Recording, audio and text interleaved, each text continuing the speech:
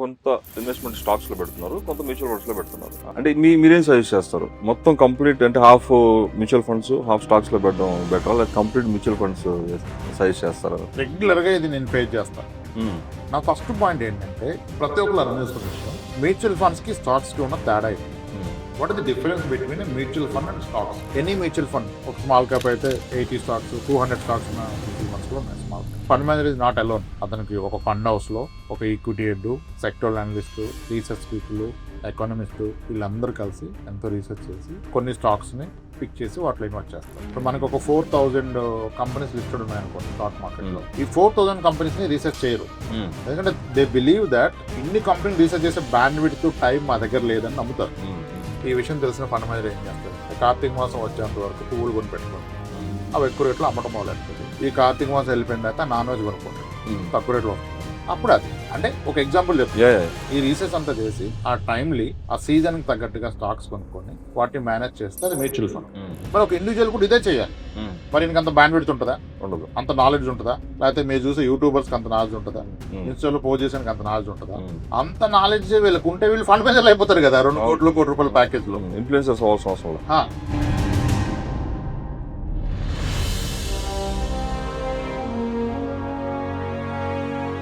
Sir, ఇది చాలా common question. చాలా మంది మిమ్మల్ని అడగమన్నారు కూడా చాలా మంది.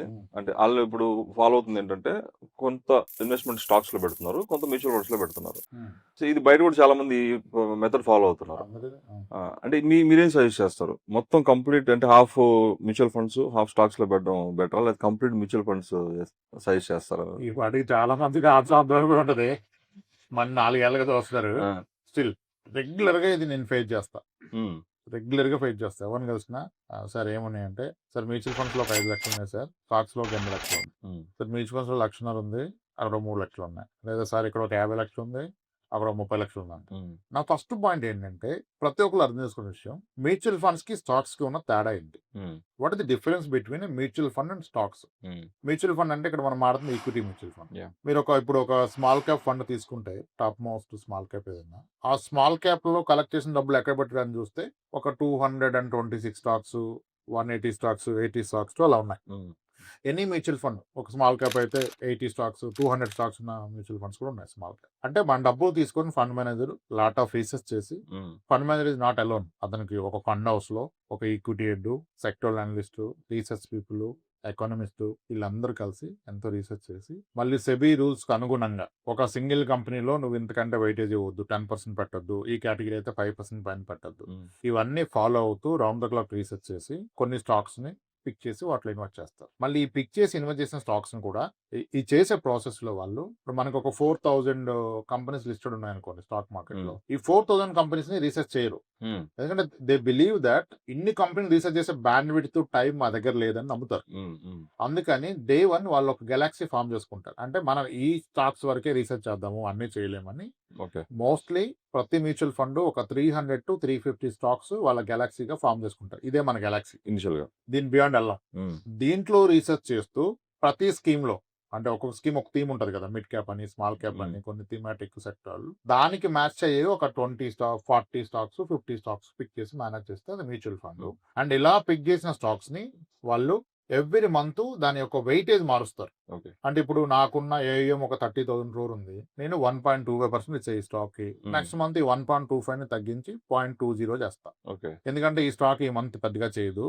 ఇప్పుడు కొన్ని గేమింగ్ కంపెనీస్ ఉంటాయి, ఇప్పుడు గేమింగ్స్ వెళ్ళిపోయినాయిగా, క్యాసినో కంపెనీస్, వాళ్ళకి డిసెంబర్ జనవరి పీక్ ఆ టైంలో ఆ స్టాక్స్ పెరుగుతాయి, వాళ్ళకి ఒకటి ఉంటది లెక్క, ఆ లెక్క ఉంటది. ఆ సీజన్ ఉంది ఇది చేస్తా అన్నప్పుడు దాన్ని హోల్డ్ చేస్తారు. ఇప్పుడు మనకి ఇప్పుడు ఏంటి, ఇది కార్తీక మాసం నడుస్తుంది. ఇప్పుడు కార్తీక మాసం వస్తే ఏంటి, చాలా మంది నాన్ వెజ్ తింటాం, ఆపేస్తాం, వెజ్ తింటారు. అలాగే రోజు పూజ చేస్తాం, రోజు పూజ చేస్తే పువ్వులకి డిమాండ్ పెరుగుతుంది, నాన్ వెజ్ కి డిమాండ్ తగ్గుతుంది. ఈ విషయం తెలిసిన ఫండ్ మేనేజర్ ఏం చేస్తారంటే కార్తీక మాసం వచ్చేంత వరకు పువ్వులు కొని పెట్టుకుంటాడు, అవి ఎక్కువ రేట్లో అమ్మటం మొదలెడతాడు. ఈ కార్తీక మాసం వెళ్ళిపోయిన తర్వాత నాన్ వెజ్ కొనుక్కుంటాడు, తక్కువ రేట్లో వస్తుంది కదా. కార్తీక మాసం అయిపోగానే జనాలు అటాక్ చేస్తారు, ఇన్ని రోజులు ఆగి పెరుగుతుంది. అప్పుడు అది అంటే ఒక ఎగ్జాంపుల్ చెప్తాను. ఈ రీసెర్చ్ అంతా చేసి ఆ టైమ్లీ ఆ సీజన్ కి తగ్గట్టుగా స్టాక్స్ కొనుక్కొని వాటిని మేనేజ్ చేస్తే అది మ్యూచువల్ ఫండ్. మరి ఒక ఇండివిజువల్ కూడా ఇదే చేయాలి. ఉమ్, మరి ఇంక అంత బ్యాండ్ విడ్త్ ఉంటుందా, ఉండదు. అంత నాలెడ్జ్ ఉంటుందా, లేకపోతే మీరు చూసే యూట్యూబర్స్ అంత నాలెడ్జ్ ఉంటుందా, ఉమ్, ఇన్స్టాలో పోస్ట్ చేసానికి అంత నాలెడ్జ్ ఉంటుందా? ఉమ్, అంత నాలెడ్జ్ వీళ్ళకి ఉంటే వీళ్ళు ఫండ్ మేనేజర్లు అయిపోతారు కదా 2 అవును. కోట్లు కోటి రూపాయల ప్యాకేజ్ లో. ఇన్ఫ్లుయెన్సర్స్ అవ్వాల్సిన అవసరం లేదు. అసలు ఈ ఇండివిజువల్ నేను కూడా ఫండ్ మేనేజర్ అయిపోవచ్చు కదా. ఉమ్, ఇప్పుడు చాలా మంది ఫండ్ మేనేజర్లు ఏమి ఫినాన్స్ బ్యాక్గ్రౌండ్ వాళ్ళు కాదు, ఉమ్, ఇంజనీరింగ్ బ్యాక్గ్రౌండ్ నుంచి వచ్చే అయిన వాళ్ళు కూడా ఉన్నారు. అవునవును. బికాస్ ఆఫ్ దర్ స్కిల్ తీసుకున్నారు. ఉమ్, ఉమ్, ఇప్పుడు అంత స్కిల్లే ఉంటే అందరూ ఏమంటారంటే, అన్నా నేను మా ఐటీలో కదన్నా రిస్క్ ఉంటుంది, ఎప్పటికైనా ఇది నేర్చుకుంటే దీంట్లో ఇంట్రాడే చేస్తే రోజుకు ఒక 2,000 సంపాదించుకుంటే ఎక్సెల్ అయితే కదా అంటాడు. ఉమ్, ఇది నేర్చుకుని నువ్వు పెట్టే ఎఫర్ట్స్ అక్కడ పెడితే అక్కడ చాలా పైకి వెళ్ళిపోతాం, అవును, అవును. అక్కడ పెట్టడా ఇక్కడ పెడతాం. ఉమ్, సో ఒక ఇండివిజువల్ కి ఒక ఫండ్ హౌస్ కన్నా హయ్యర్ నాలెడ్జ్ డేటా యాక్సెస్ ఉంటుందా? ఉమ్, ఉమ్, మోస్ట్ ఆఫ్ ద ఫండ్ హౌస్లు మీరు చూస్తే వాళ్ళు ఇన్ హౌస్ డేటా కాకుండా రీసెర్చ్ డేటా బయట నుంచి కొంటారు. Hmm. దానికి around 130 crores per year average గా ఇండస్ట్రీలో ఒక అసెట్ మేనేజ్మెంట్ కంపెనీ స్పెండ్ చేస్తుంది to Okay. Purchase the research data from out side, um, in house కాకుండా. ఉమ్, మరి ఇంత రీసెర్చ్ ఒక ఇండివిజువల్ ఎలా చేస్తాడు? కష్టం. చేయలేడు కదా. ఉమ్, నా పర్సనల్ ఒపీనియన్ అంటే, యూ పికింగ్ ఏ స్టాక్, ఒక కంపెనీ స్టాక్ నువ్వు ఇన్వెస్ట్ చేసావంటే you are challenging fund manager. Um, fund manager challenges win అవ్వగలుగుతావా? కష్టం. అవ్వం కదా. Um, there are fund house CEOs Trump వచ్చాక నిద్ర పట్టలేదు అంటారు. ఉమ్, ఉమ్, అంటే అంత డిస్టర్బ్ అవుతున్నారు వాళ్ళు. అదే. ఉదయాన్నే లేస్తే ట్రంప్ ఏం ట్వీట్ చేశారో చూసుకుంటాం అంటారు. ఉమ్, మీడియాకి ఏది వచ్చిందో చూస్తుంది. ఎందుకంటే మార్కెట్ ఎగ్జాక్ట్ జరుగుతుందని కాదు, మీడియాని బట్టి, మూడ్ ని బట్టి, అవును, అవును. సెంటిమెంట్ బట్టి కూడా మూవ్ అయిపోతుంది. అవన్నీ వాళ్ళు డే ఇన్ డే అవుట్ చేస్తున్నారు. ఉమ్, అలా చూస్తే కూడా మీకు మోస్ట్ ఆఫ్ ద ఫండ్స్ మన రెగ్యులేటరీ ప్రకారం 12 చెప్తాం కానీ it has delivered much beyond returns ఇచ్చిన ఫండ్స్ ఉన్నాయి. ఇచ్చినే చెప్తున్నా, ఉమ్, ఇస్తే అని చెప్పట్లా. ఎవరైనా స్టాక్స్ లో పెట్టిన వాళ్ళు ఒక మ్యూచువల్ ఫండ్ కన్నా బెటర్ గా చేశారా? ఉమ్, చేసి ఉండొచ్చు ఎవరో ఒకళ్ళు. ఎంతమంది? ఉమ్, 100 లో 5 మెంబర్స్. బట్ మిగిలిన 95% పీపుల్, ఇప్పుడు మీరు చెప్పిన మీ ఫ్రెండ్సే. నా క్వశ్చన్ ఏంటంటే, మీరు ఎన్ని ఇయర్స్ గా చేస్తున్నారు, 2 చేశారు కదా, ఎక్కడ ఎంత రిటర్న్ వచ్చింది? ఉమ్, సార్ మ్యూచువల్ ఫండ్స్ బెటర్ వచ్చింది సార్, స్టాక్స్ అంత రాలేదు సార్. ఉమ్, ఉమ్, మరి ఎందుకు చేస్తున్నావు? టైం పాస్ చేస్తున్నా ఉమ్, అంటే నేర్చుకున్నా కదా సార్. ఏం నేర్చుకుంటావు? అది నీ ఎక్స్పర్టైజీనా? అదేమన్నా నీ ఏరియానా? ఉమ్, కాదు కదా. అంటే కరెక్టే సార్, మనకి స్టాక్స్ లో 8 lakhs పెడితే ఇప్పుడు 8 ఉంది సార్, ఒకసారి 7 కూడా వెళ్ళిపోయింది. ఉమ్, ఉమ్, మ్యూచువల్ ఫండ్ అయితే మనం వెళ్ళింది సార్ 9 lakhs 10 lakhs వెళ్ళిపోయింది సార్, సేమ్ అమౌంట్ సార్. మరి అప్పుడు నీకు అర్థం కావాలి కదా, ఉమ్, అర్థం కావాలి కదా. అండ్ మోర్ ఓవర్, మీరు స్టాక్స్ లో పెడితే మీరు ఎన్ని స్టోరీలు చెప్పినా you will definitely take out your personal time yeah. వాటిని ఉమ్, మానిటర్ చేయటానికి. అవును, మోస్ట్ ఆఫ్ ద టైం పోతుంది. అవును, పోతుంది కదా. ఎవ్వరు ఏమనుకున్నా స్ట్రెస్. స్ట్రెస్. స్టాక్స్ లో పెట్టినోడు మొబైల్ తీసుకుని వెళ్తాడు బాత్రూమ్. అంతే అంతే. టైం దొరికితే ఇంకా దాని మీదే. ఉమ్, పిల్లలను చూసేదానికన్నా నువ్వు స్టాక్స్ ఎక్కువ చూసుకుంటావు. ఉమ్, స్టాక్స్ అంటే చిన్నపిల్లలు మేనేజ్ చేసినట్టే, ముగ్గురు డైపర్లు మార్చగలుగుతావా? ట్విన్స్ పుడితే కింద మీద పడిపోతున్నారు, ఉమ్, ముమ్మ వాళ్ళు అట్లేదు సరే. ఉమ్, మరి అన్ని స్టాక్స్ ఉంటాయి.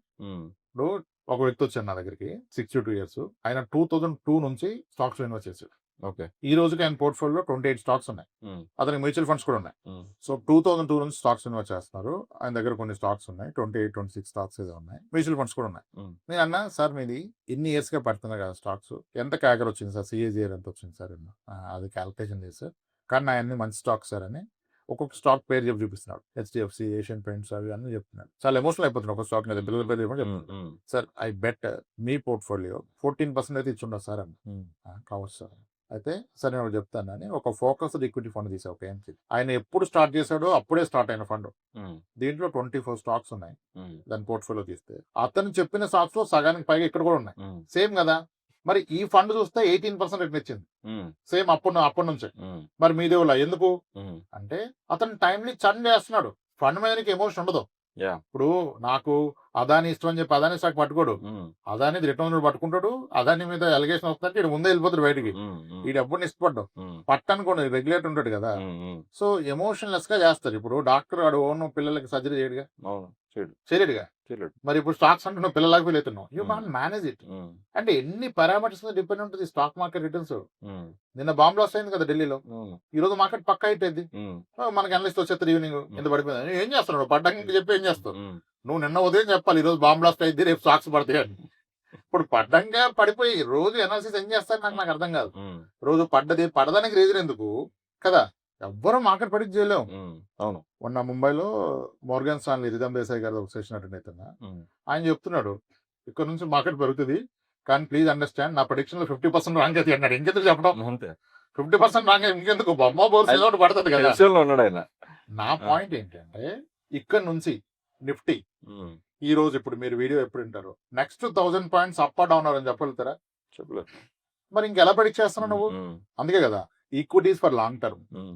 ఈక్విటీ అంటే ఏంటి సార్? ఒక బిజినెస్ లో పార్ట్నర్షిప్ తీసుకుంటున్నారు. True. పార్ట్నర్షిప్ ఒక రోజు 2 రోజులు ఎగ్జాక్ట్ అవును.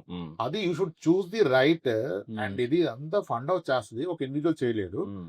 సరే చేయగలను ఉండొచ్చు, అవుట్ ఆఫ్ 100 5% ఉంటే గ్రేట్, ఉమ్. 10 కూడా difficult, I don't um. Think. Um. But మీకు ఆ క్లారిటీ ఉండాలి. ఇప్పుడు మీరు స్టాక్స్ కొంటుంటే సముద్రంలో ఎత్తుకెళ్ళటమే సార్. ఉమ్. సముద్రంలో ఎత్తుకెళ్ళి ఎవరైనా బతుకొస్తాడా బయటికి? ఉమ్. ఉమ్. వచ్చినా అలసిపోయి వస్తాడు కదా. ఉమ్.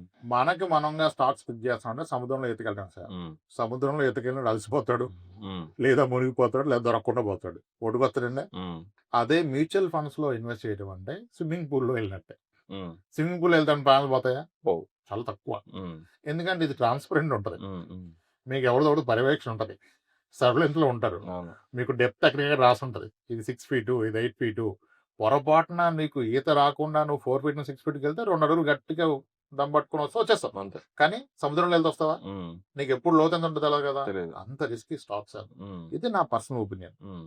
నేను రాంగ్ అన్నోళ్ళు స్టాక్స్ పెట్టుకోండి. ఉమ్. నాకు సింగిల్ స్టాక్ లేదు, డిమాట్ అకౌంట్ లేదు, ఉమ్. నేను రాంగ్ అన్నోళ్ళు హ్యాపీగా పెట్టుకోండి. ఉమ్. కానీ mutual funds are regulated, transparent. Um. It is like a swimming pool లో స్విమ్మింగ్ చేయడమే మ్యూచువల్ ఫండ్. యా. సముద్రంలో ఈత నేర్చుకోవడం స్టాక్స్. నేను ఉమ్. నేర్చుకుంటాను సార్, నేను కష్టపడతాను అంటే సముద్రానికి వెళ్ళి ఈత నేర్చుకుంటాను అంటే నేర్చుకోండి, ఉమ్. ఉమ్. మీ ఇష్టం. అంత రిస్క్ ఉంది sir. Yeah. Witnessed people have lost there lifes, అవును. వైఫ్స్ అన్నీ. పోతాయి. అవును. మీకు చెప్తాను ఆగండి, ఇప్పుడు కరెక్ట్ తగలాలంటే ఒక స్టోరీ చెప్తాను, ఎత్తి చెప్పాల్సి వస్తుంది ఉమ్. రైట్. ఉమ్. ఒక ఎన్ఆర్ఐ ఫైనాన్షియల్ బ్యాంక్ వచ్చారు, అంటే మాట్లాడడానికి వచ్చారు, ఇన్వెస్ట్మెంట్ ప్లాన్ కి వచ్చారు. వాళ్ళ వైఫ్ కి బాగా సైకాట్రిక్ ప్రాబ్లం వచ్చేసింది, ఉమ్. మెడికేషన్ వెళ్తారు. ఉమ్. ఈయన ఇగోని సార్ ఏం వల్ల అన్నాడు, మనకి ఎక్కడ తేడా కొట్టింది. ఆ వల్ల అయిందని. ఉమ్. ఇప్పుడు ఏమి ఇట్లా సార్ ఇదంతా మెడికేషన్ ఉంది, ఉమ్. ఇలా అయిపోయింది సార్ అంటే కనపడుతుంది అది చూస్తే మొత్తం ప్రాబ్లం. నేను అన్నాను ఆ ప్రాబ్లం కారణం మీరే కదా సార్ అన్న. ఉమ్. ఏంటి సార్ అలా అంటారు, నన్ను అంటారు ఏంటి సార్ అన్నాడు. కన్ఫర్మ్ మీరే సార్ రీజన్ నేను చెప్తున్నాను. ఉమ్. అవును సార్ అంది ఆవిడ. ఉమ్. అవుట్ రియాక్ట్ అయింది. ఉమ్. మాట్లాడదు, ఫస్ట్ టైం మాట్లాడు, ఉమ్. డల్ గా ఉందా ఏదైనా కూడా. చెప్పండి మన అసలు ఏమైందన్న. నేను మాట్లాడితే మీరు మాట్లాడు తాగండి అన్న. సార్ మేము ఇట్లా యుఎస్ లో ఉన్నాం సార్, ఆయన పనులు ఆయన చూసుకుంటాడు సార్, బయటకు తీసుకెళ్తావు ఇప్పుడు, ఉమ్. ఉమ్. ఎప్పుడు సిస్టమ్ మీద ఉంటాడు, ఆయన ఇన్వెస్ట్మెంట్ చూసుకుంటాడు. సన్నగా ఒక రోజు చెప్పాడంట, ఎప్పుడు చెప్పినాడు సన్నగా, ఇట్లా నేను ట్రేడింగ్ చేశాను, మన డబ్బులు అన్నీ పోయినాయి, మనం జీరో అయిపోయాం, ఉమ్. ఇలా క్రెడిట్ కార్డ్ అవుట్ స్టాండింగ్స్ పెరిగిపోయినాయి, మనం కొంచెం చాలా జాగ్రత్తగా ఖర్చు పెట్టాలి ఇక్కడి నుంచి, ఇంక డబ్బులు లేవు అని చెప్పాడట. 2 పిల్లలు ఉన్నారు. ఆవిడ సన్నగా హస్బెండ్ వచ్చి చెప్తే ఏమైపోద్ది? అంతేగా. ఉమ్. ఆ సెకండ్ నేను ప్యానిక్ అయిపోయాను. ఉమ్. ఉమ్. ఆయన ఏమనుకుందంటే ఏది ఏమైనా ఆయన చేతిలో తీసాడు, కనీసం పిల్లల్ని తీసుకెళ్ళి ఇండియాలో బతకాలంటే ఇండియా వెళ్ళడానికి డబ్బులు కావాలి కదా, నా దగ్గర ఉన్నాయి అనుకుంది. ఉమ్. డబ్బు లేవు. సరే గోల్డ్ అమ్మితే డబ్బు వస్తుంది కదా వెళ్దామంటే, గోల్డ్ ఎక్కడ అమ్మాలో కూడా తెలదాం. ఉమ్. ఆ క్షణాన ప్రాబ్లం స్టార్ట్ అయింది. Yeah. ఇటువంటి నా దగ్గర 100 ఉన్నాయి. Um. Um. People of shared with me. IIFL companies అటువంటి బ్రోకింగ్ కంపెనీస్ లో చేసి మొత్తం పోగొట్టుకొని ఈరోజు క్యాబ్ నడుపుతున్న వాళ్ళు హైదరాబాద్ లో కొన్ని 100 మంది ఉన్నారు. ఉమ్. ఉమ్.